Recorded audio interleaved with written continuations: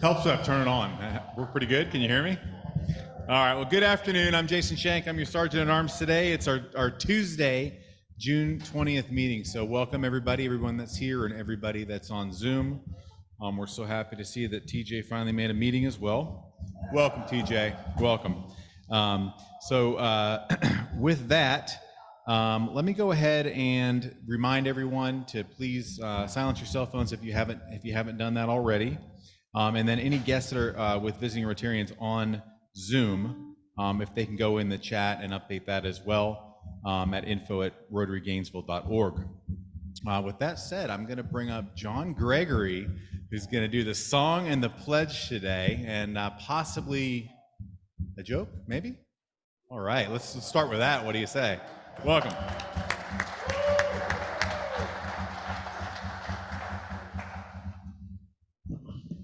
It says here that there are no new Cyrus. The old ones just get more publicity. These I got from Gordon, just so you know. Get another one. Yeah, here we go. There are no new sins. The old ones just get more publicity. God bless America. Are you ready, Gordon? God bless America.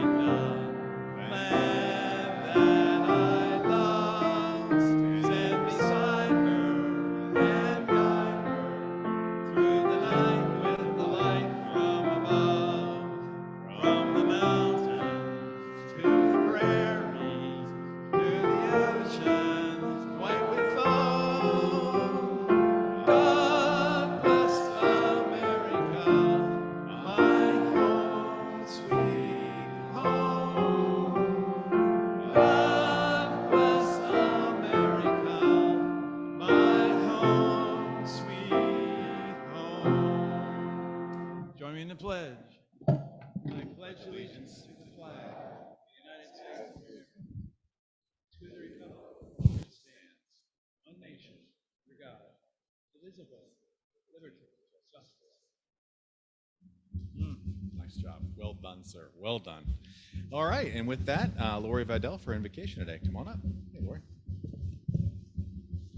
I do want you to know that both Brendan and I, at the end of that song, we can hit that high note. But we're chickens, so we don't try it. Let's pray together.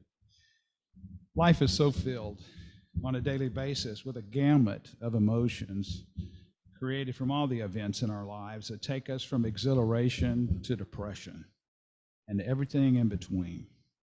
What an aid it is for us to see our lives portrayed in performances, capturing the comedic, dramatic, depressive, that all come before us.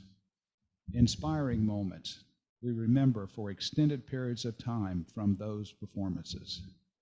Thank you for the gifts given to those who can take us to places we so much enjoy as they perform before us. Thank you for the venue filled with such rich local history, now transformed into a location for creating fond, dramatic memories to go along with our fond memories of greeting one another on the steps of the post office after picking up our mail. We gather again today with a desire to stimulate within us a spirit of service above self as our calling. Bless us richly as we pursue this ideal. I pray in your dramatic name. Amen. Thank you, Lori. And today, if we have any introduction of guests of members, TJ has the microphone. So any guests of members, TJ will come around.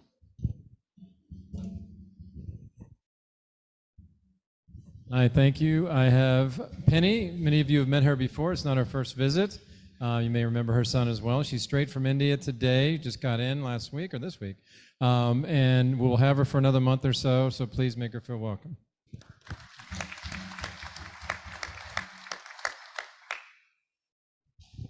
Ed Ellett, and I'm pleased to have my wife Marcia today as a guest.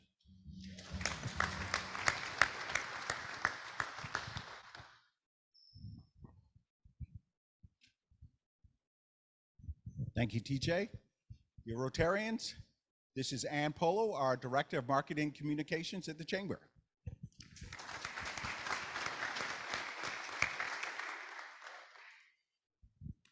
Hi, Rotarians. Ryan here. I also have my wonderful wife, Martha, with me today.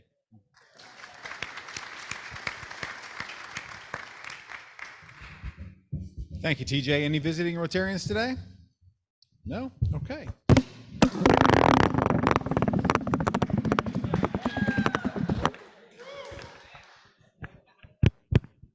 Hang on. Okay, I'm glad I'm not being billed for that. I'm sure I'll see that on the statement if it's not working, so it's a good move. I'll blame that on John Gregory. I don't think he put that back on there, right? So we'll leave that there. All right, so we have an announcement today, and the microphone is in fact intact and ready to go. So Jane Morawski, if you could come up, please. Thank you.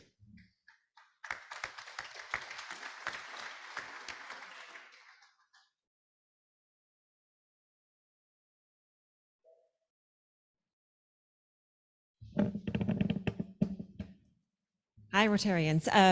I am the director of the Education Foundation of Alachua County. In the last few weeks, we've been celebrating the achievements of our students here in Alachua County Public Schools. And so I thought I would take a moment to thank you for this 2 scholarships that you have provided for the Clyde Beal and Ed Roberts Rotary Club of Gainesville scholarships for this year. The students aren't here today, but I thought I'd share a little bit of their information. Have that, Brendan? Their slides? No, that's okay. If not, I can just say our first student was Colin Frank. Those of you who don't have students in high school like I do that are taking their ACT still, the best score you can get on your ACT is a 36. Colin received a 36, had a 4.9 GPA, and is planning on pursuing his PhD in neuroscience or cognitive psychology. And he is from the Cambridge program at Gainesville High School. And he says, I want to express my wholehearted gratitude to the Rotary Club of Gainesville for awarding me the Clyde Beal and Ed Roberts Scholarship. And I want to thank the entire Gainesville community for the support you've given me in my academic endeavors. The second student is Minji Kim. She had a 34 on her ACT. She's a first-generation immigrant from Korea, had a 4.99 GPA. Plans to attend Princeton in political science. My husband's a political scientist. They're pretty cool. Or comparative literature. She's from the IB program at Eastside and is interested in law and juvenile crime and the teen court. I'd sincerely like to thank the Rotary Club of Gainesville for sponsoring this scholarship. I cannot express enough how grateful I am to have been selected for this opportunity. This will be amazing to help me in my college journey, covering books and tuition and fees for an out-of-state university. The fact that I'll not have to worry about these financial burdens for the next year is a great blessing, and I'm so thankful for your help. Again, thank you so much for this scholarship. These times of scholarships really do make a difference for kids, and we just wanted to take a moment to say thank you for always supporting local high school students.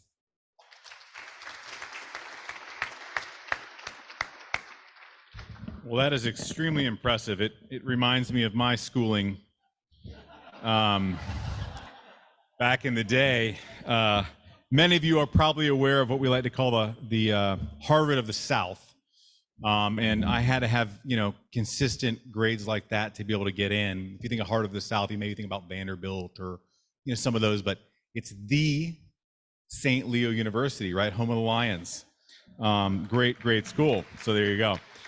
So with that said, we have 2 more weeks before we wrap up our president, Greg Young's presidency. He's just done an amazing job. So little preemptive there.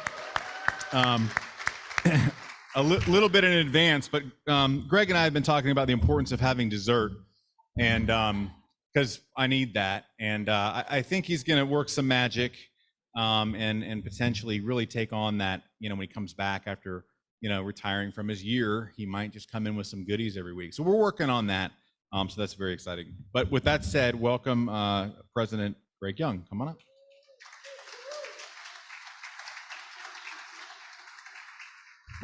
Thank you, Jason. And by the way, you are the chair of the dessert committee.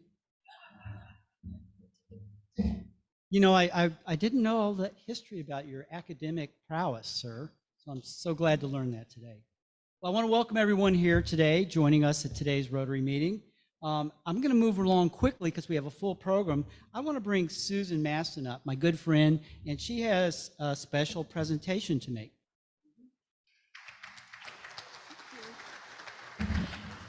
Hello, everyone. A few weeks ago, right as I walked into the lobby, I mentioned to a kind friend that I was here to introduce an idea. That idea is sharing stories of decisive moments in our lives could just help us to get to know each other a little bit better. And without hesitation, that friend shared her memorable story with me right there in the lobby. That enthusiastic friend was recently published author Mary Crane, and today we are happy to share her story with all of you.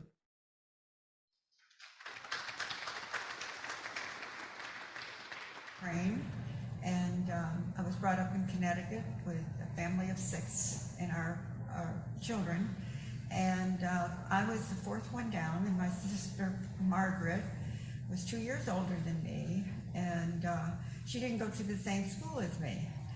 So I was taken by surprise when I asked my mother, why doesn't she go to my school?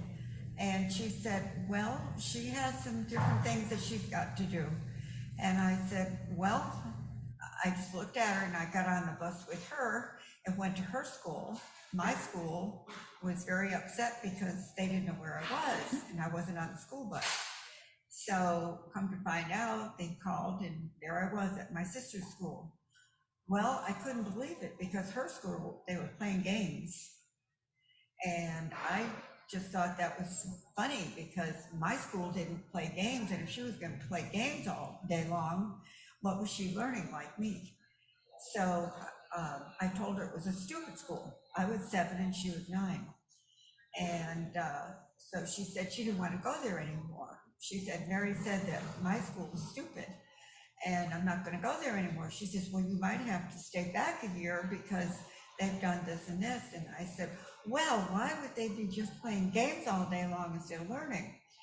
So lo and behold, she was in my school the next day and we were putting the same grade. And come to find out later, she was dyslexic, which means word blindness, and she could not read. So I helped her, and it became a thing for my whole life. I just kept helping her, and she couldn't understand how come I could read and she couldn't. And they didn't know how to teach children then. So making a story shorter, I was going to college and I was going to go into journalism. In the 3rd year, I said, you know, this doesn't feel right. And I changed. And that change was, I decided to go into education, and I went into a couple of classes and observed first before I made a big change. And I said, this is where I belong, and I'm going to teach special children. So that was a moment that changed my life, and I thought back with my sister Margaret, we called her Peggy, and how everything progressed because of her. And I went to 9 years of college to make sure I could teach a child with learning disabilities or other fields, not only dyslexia, emotionally handicapped, or whatever the case may be. And what a remarkable change in my life that made. It was my calling. Thank you.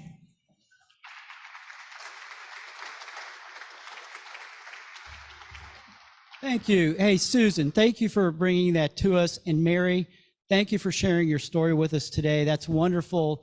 That's something that Susan is heading up now when people have life events that affect them. We wanted to learn about those, and so we can each get to know each other better. So Mary, thank you.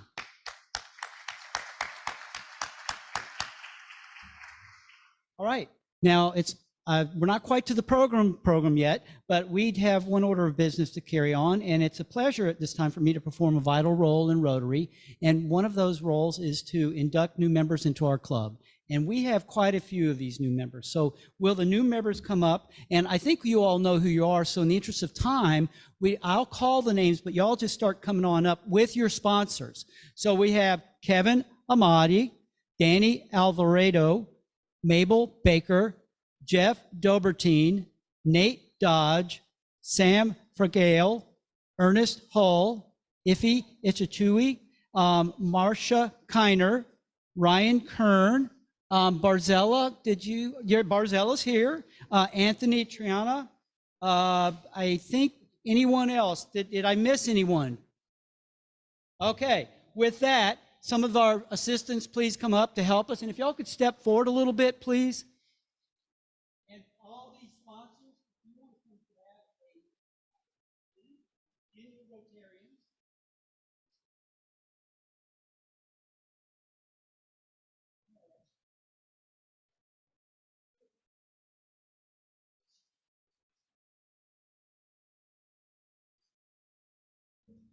Okay, now, one moment. All right. Now, I am actually going to take this mic and try to remove it. I'm going to get bold here. All right. So, fellow Rotarians, as a member of the Rotary Club of Gainesville, or as the president, it's my privilege and pleasure to formally induct and welcome new members into our service organization. The people who stand before us today have indicated their willingness, interest, and determination to help enhance the quality of life in our shared community, state, nation, and world. Through their involvement in the Rotary Club of Gainesville, and by extension, their involvement in Rotary International, they will have this opportunity for their sponsors and our fellow members to stand. Now, I ask you to stand in support of our new members of the Rotary Club of Gainesville. So, you have indicated your willingness to extend the good works in service of Rotary by inviting these community leaders to join us. I know you all, as Rotarians in this room, to show your support for these new members, will support them as they work their way through the Rotary Club of Gainesville. And the object of Rotary is to encourage and foster the ideal of service as a basis of worthy enterprise. The Rotary Club of Gainesville has been serving this community continuously since 1918. By coming before us today, you have shown your commitment to helping continue the work of Rotary by embracing the ideal of putting service above self. It gives me great pleasure to welcome you all as members of the Rotary Club of Gainesville. I encourage each of you to become very active in Rotary and to become fully involved in the service and fellowship activities of this organization. I will now present you, or your sponsors will present you with your Rotary pin. Thank you.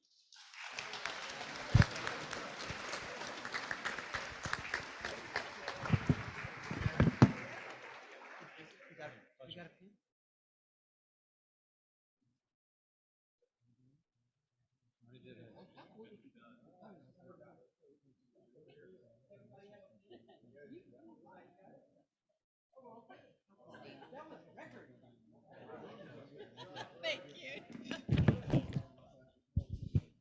Everyone, please welcome the newest members of the Rotary Club of Gainesville, class of 2023. Good. I'd say so. I'd say so. Y'all go ahead. Please be seated. Please be seated. I'd say we have a great class this year, inductees. Thank you. Thank you, sir. If you don't mind, sit them over there. Thanks. Okay. Moving right along with this busy program today. I am so honored to do that and have that honor this year. We've had 2 classes inducted, so thank you all for being active in the club. And what I'd like to do now is bring up Dwight McKee, and I'm going to try to put this mic back in. And Jason, I know this thing sometimes has a habit of jumping out, so there we go. I think we're in. can take it over there. Thanks. Okay, sir. It's all yours. White McKee. So hey, I have a pleasure today to introduce a dear friend. I have so much to talk about her that I had to write it down and read it. So we'd like to welcome our speaker today, Nell Page Rainsberger. Nell is a native Gainesvillian. She's been here most of her life. She's a mother, a wonderful friend. Nell's first foray with the Hippodrome was back in 1974 with the production of Marat Sade. Okay. That was 49 years ago. So she's been with the Hip for 50 years now. With the Hip since the 1974 production of that. And then for the last 49, 50 years, she's been in over 70 productions and is still acting at the Hippodrome, placing her with the history of the 3 different locations of the Hip. Recently, she was last seen sharing the stage with her husband and fellow actor, Kevin Rainsberger, in the Hippodrome's main stage production of Native Gardens, which was a great show. Nell appeared off Broadway at the New World Stages for her EP Productions and Elvis People, and is a co-author of Coquina, a play that opened in New York City at the Harold Clurman Theater. Nell has been a member of the Actors Equity Association for over 37 years and a proud member of the Hippodrome Acting Company. When Nell is not acting, she helps people buy and sell homes as a realtor for Campus and to Coast Realty. Nell also gives a lot back to the community. She's involved in a lot of nonprofits. Everybody knows her in town. We sit on the vestry together at Holy Trinity Episcopal Church. We've gotten to be good friends working together there. Her father was our beloved rector at Holy Trinity for years, Father Page. So a lot of very instilled in this community. The UF Friends of Theater, and she's been on the UF Friends of Theater and Dance Board, the Hippodrome Leading Ladies Giving Circle, and again, really supports this community. So wish you would all give a warm welcome to Nell. Talk about the Hippodrome.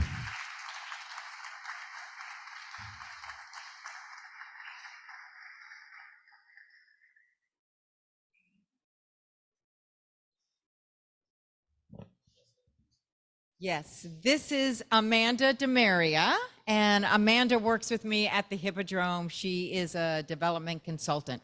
We work together in the same department. First, I would just like to thank you so much for the opportunity to share our story, the story of the Hippodrome. I think most people associate the Hippodrome with the iconic building that was so eloquently referred to, the old post office.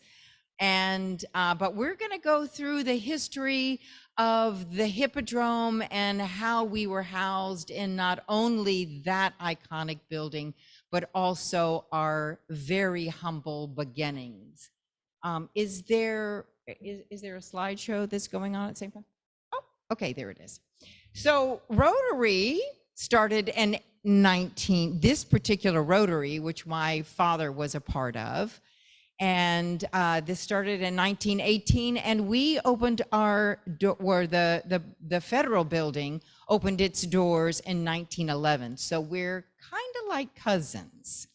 And if you can think about it just for a minute, because I think it's important to remember the genesis of what was happening in Gainesville, and that certainly does make the Hippodrome story a lot more powerful. But if you think about that, the elected officials and the citizens had to come together and think, okay, we want a federal building right here on this particular spot. And what it took to get the pieces of material to that spot at that time was amazing. So the doors opened, and you'll see on the back of that is the original blueprint. It's watermarked with that, which we now have in our possession, the original blueprints of that building. So just to let you know a little bit about the Hippodrome. The Hippodrome in 1973, there was a group of 6 artists. These are not the 6. These are 5. Marshall New actually wasn't part of the original one, but in 1973, the doors were opened at an old, what most people associate is an old 7-Eleven, but it was actually a plumbing supply shop on Hawthorne Road, which at the time was really, I mean, people just sort of associated it with being on the way to the beach. So it was this particular building that these artists saw and went, oh, that should be a theater. So could you, yes, and this is, and that's what it looked like. So a little fun fact, so this was in 1973. I joined the Hippodrome in 1974. And I don't know if you've heard of a green room before, but a green room is where the actors hang out before and in between shows and afterwards, and where the dressing rooms usually are. Well, our green room, you would think, would have a bathroom down there for the actors in between the shows. But there was only one bathroom in that building, and that was upstairs. So during performance, where the audience had access to that, the green room actually became the back field that hopefully was green for the actors. So that's just a little fun fact. So in 1973, they opened the doors, and it was such a powerful group of artists that came together. At the time, there was a University of Florida that had Constance Theater that just started, and then there was a community theater. So the fact that this group of artists were producing theater that was avant-garde, and they weren't afraid, and the artistry was so amazing. My father loved the theater. So in my senior year of high school, hi Dan Boyd, he was my principal. My senior year of high school, when I was in theater at Gainesville High School, my dad took me to the Hippodrome, and I got to see their first season. We had to bring a pillow to sit on, a blanket if it was cold, and God forbid if it was hot, you were just hot. And I was so enamored as a senior in high school that when I was in my first year of college, I was doing a production of Antigone, and Greg Hausch, one of the founders, came up to me and said, "You really should audition at the Hippodrome." Well, I was so afraid. I made my roommates go with me. They had no business auditioning, and I got the lead. So I called up my dad crying because the play, Marat Sade, was so controversial. It was about the French Revolution and an insane asylum and Marquis de Sade and all. I was just 18 and I had no idea what I was into. So I was grandfathered in at that time, and then, the rest is history. Well, we soon outgrew that original location, and we moved to 441.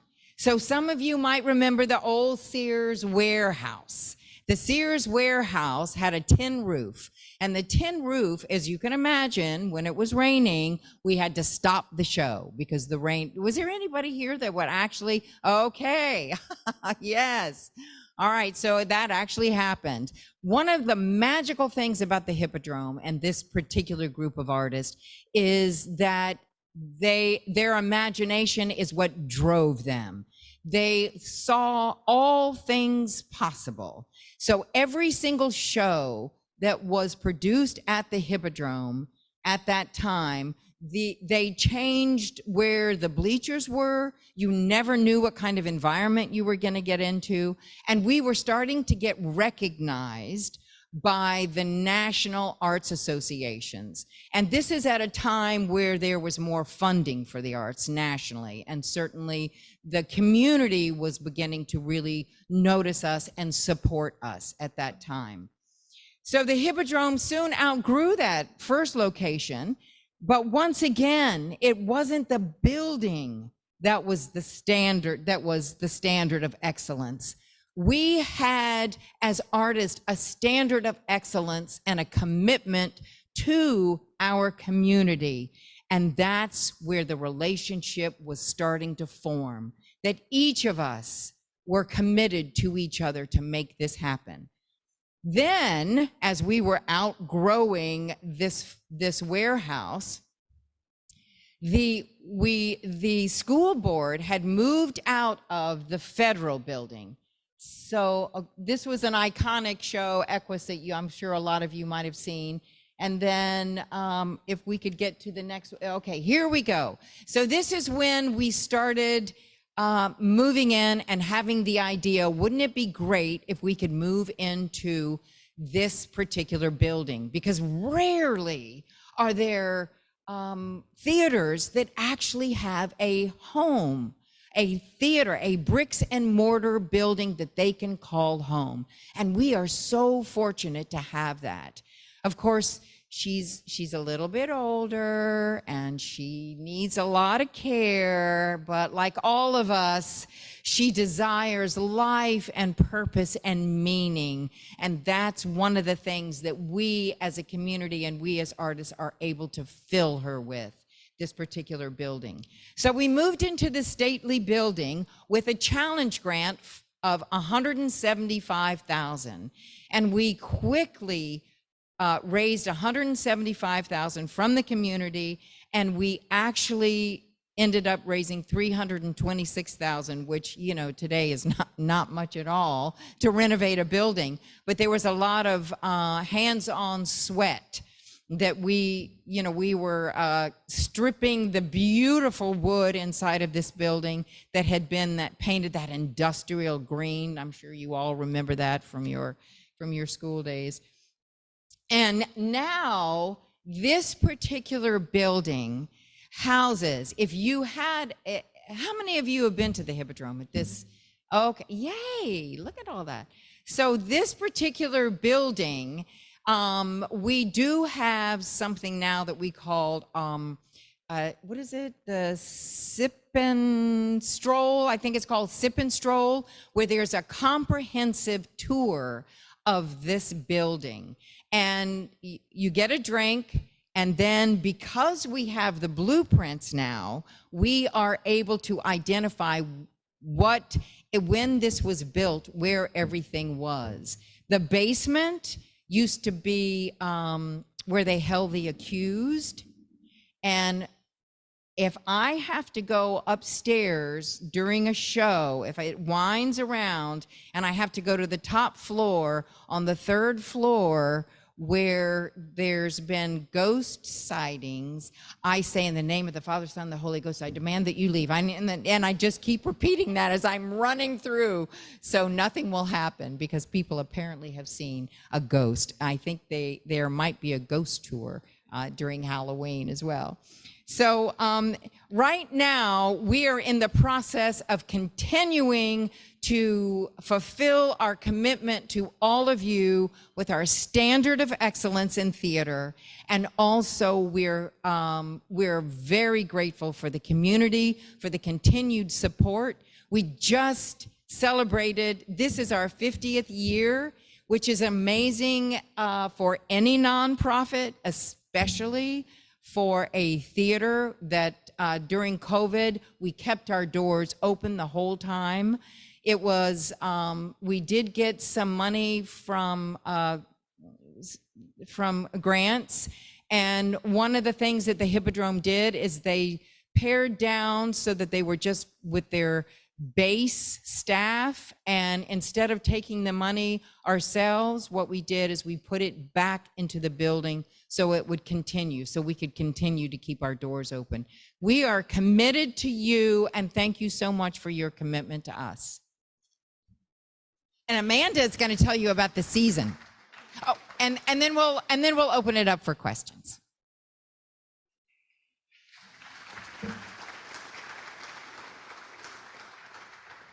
Thank you. First off, I am not an actress in any way, so you will not ever see me on the stage unless something miraculous happens. So I am Amanda. I am a development consultant working with the Hippodrome. They brought me in almost a year ago just to help them after the pandemic. So it is my honor to share with you what is happening at the Hippodrome today and what will be coming up in the next season. So today, as we speak, there are 60 kids in every corner of the Hippodrome. So like this camp here, you'll see at ours, 60 kids running up and down the stairs. It's loud, it's beautiful, it's a lot of fun. I love to hear them sing. My office is right across from the rehearsal room, and there's lots of singing and dancing going on all day. We offer it all summer, and we also have spring camps for the kids and different events during the year. So I know Rotary, you guys focus a lot on children in education. So I just wanted to make sure you knew that we also focus on education here. We are also currently undergoing construction. So if you were to walk in our building today, you would not only hear children, you would hear hammers and saws, and a jackhammer has been going away. We have, through grant funding, through Wild Spaces, we have gotten funds to renovate all of the bathrooms that are open to the patrons, as well as our cinema. So the cinema is completely shut down for the summer, and it will reopen in August with brand new look and brand new season, and hopefully I will get to it. I don't have too much time, so I'm gonna run through fast. All right. So our season coming up, it is called Empower, and it's a lot of stories about empowering women, but it's also a focus on new voices this year, especially Florida voices. So you'll see more Florida actors this year, more Florida playwrights this year, more Florida movies. We really want to show the community that we are part of the community. So you'll see that throughout our performances. And in our season, there is something for everybody. We have musicals, comedies, tragedies, we have the classics, and we also have brand new stuff. So anything that you could think of, we probably have this year. Our first show, which opens in September, is a co-production with the University of Florida, and it is POTUS. Has anyone heard of POTUS before, the play? Yes. I like to say it is not a political play, but it is a politician play. So it is a focus on politicians and the women behind them that keep them operating. In October, like I had said before, we have a New Works Festival. This is for brand new emerging playwrights, especially from Florida and from Gainesville. And they come in, they submit their plays, they are judged, and the 3 selected will get professional support as they put on a play. So it's a great way for new playwrights to have experience working with a professional theater. So they will have a professional producer, a professional director, professional actors. And the festival itself is October 13th and 14th, and it is open to the public. And then we have our Christmas shows. So this is backed by very popular demand, is the Ultimate Christmas Show. It is a hilarious show full of dancing and singing, so it is fun for the whole family. And of course, a Christmas Carol. How many of you have attended a Christmas Carol at the Hippodrome?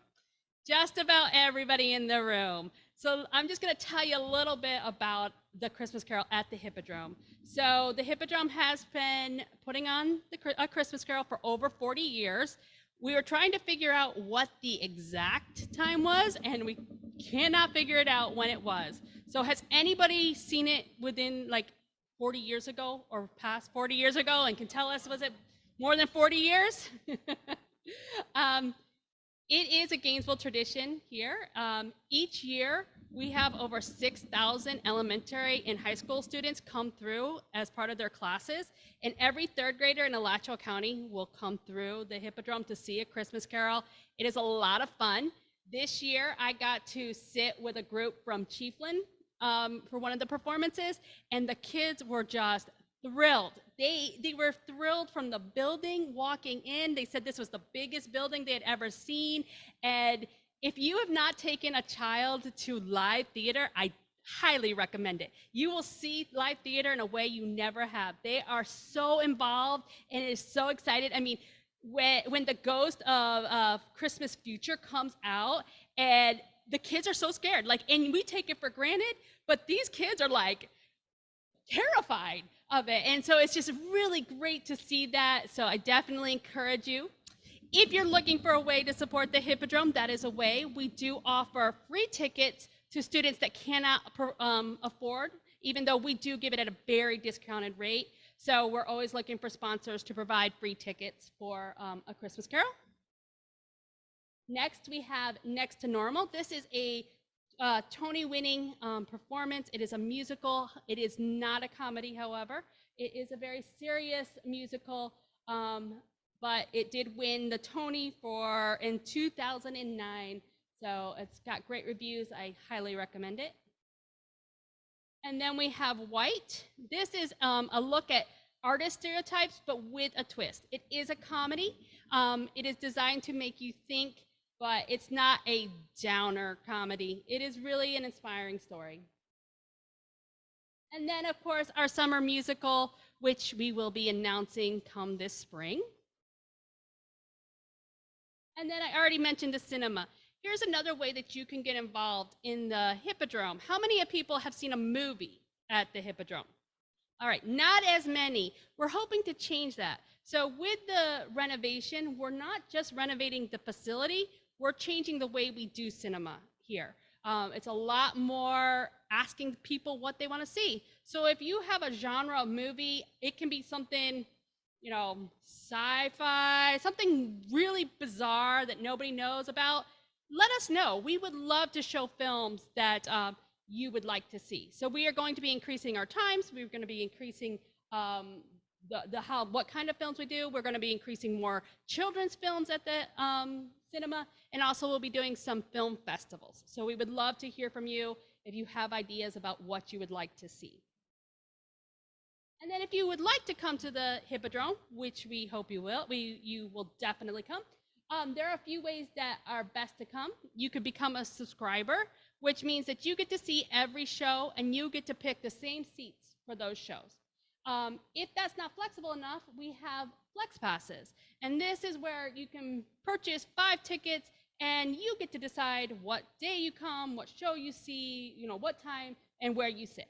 So that's a great option for people that may not know their schedule for the whole year. And then finally, we have a giving circle, and I'm going to bring Nell up to talk a little bit more about this. So this is brand new, the Leading Ladies Giving Circle. And our goal was to have 50 women in this inaugural year. We now have 41. And the idea is we have our own bylaws. It's a group of women that, and Helen actually is a part of that. She is a leading lady with us, and Allison is as well. So we have, so it's 41 women that have come together with the idea of supporting the Hippodrome in a different way. And we make a contribution of $1,000, 500 goes into the Leading Ladies Kitty and 500 goes into the general funds. And at the end of the year, we put out a request for an in-house grant that the heads of the department submit, and then the Leading Ladies vote on how they want to help support the Hippodrome in each one of those departments. And these are projects or certain things that the Leading Ladies fund that are not in the budget. So it's really wonderful what we did this year. We were actually able to give 8 full scholarships to students to the summer camp. We gave a whole music sound system, and we gave education some things. So anyway, if you want to know more about that, please feel free to contact me. Are there any questions? Do you have any questions before we have to close? Okay. Okay.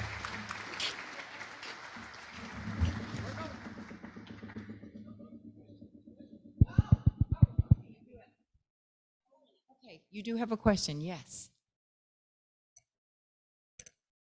Oh. Beautiful presentation. Thank you. Memory lane. longest and most highly acclaimed play in the history of Hippodrome?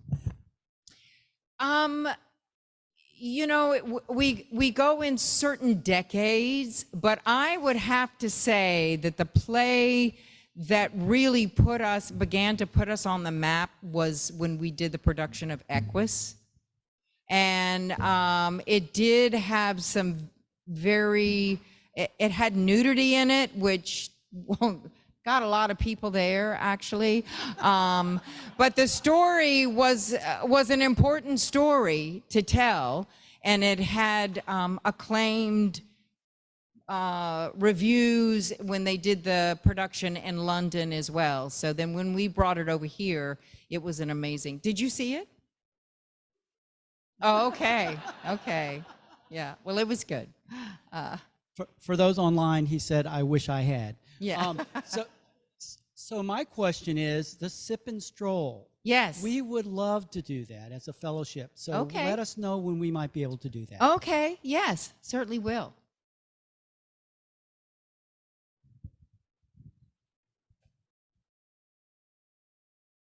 Yes.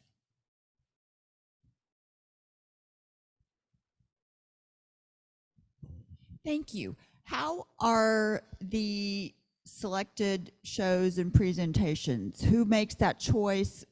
Where do you bring in the ideas from, and how's that vetted? So there's, and I'll let Amanda go say a little bit about this as well. So it is decided by a group of artists.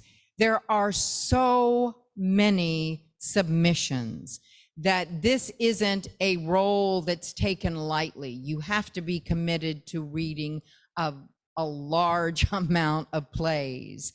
And then each one of the artists that are reading the plays gives their suggestions, and then we begin to form the season.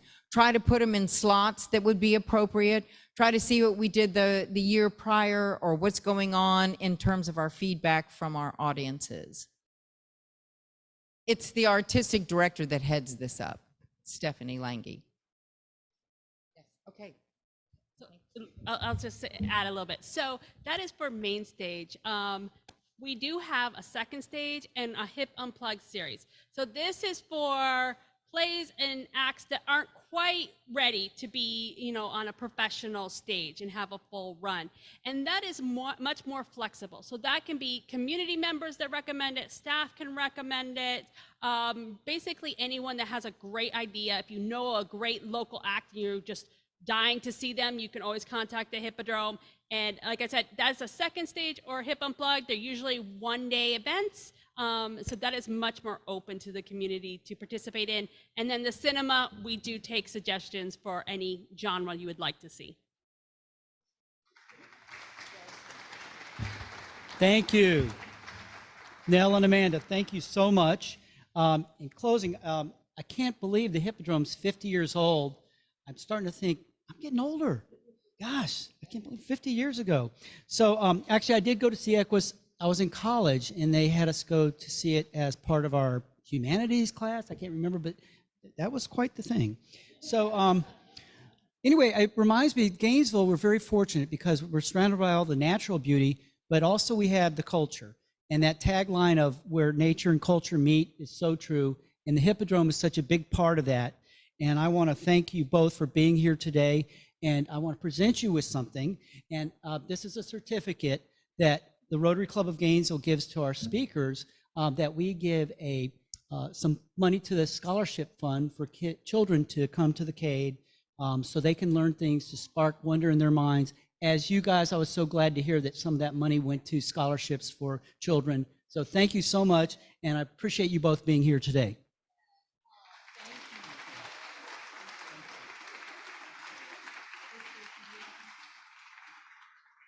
And I didn't quite get through the year without pulling a ticket before I got up here. So Jeff, if you will pull a ticket for me, please. Ooh. Thank you. He was right on it. So the last three digits, actually, before I get to that, I got to have a quote here first, right? Okay, so the quote for the day, there was a couple I had to struggle on which one to do, Nell and Amanda, but the quote for today, I think the theater is as essential to civilization as safe, pure water. Vanessa Redgrave. So the Rotary Reading Safari Lucky Raffle ticket, last 4 digits, 040040, and we are adjourned.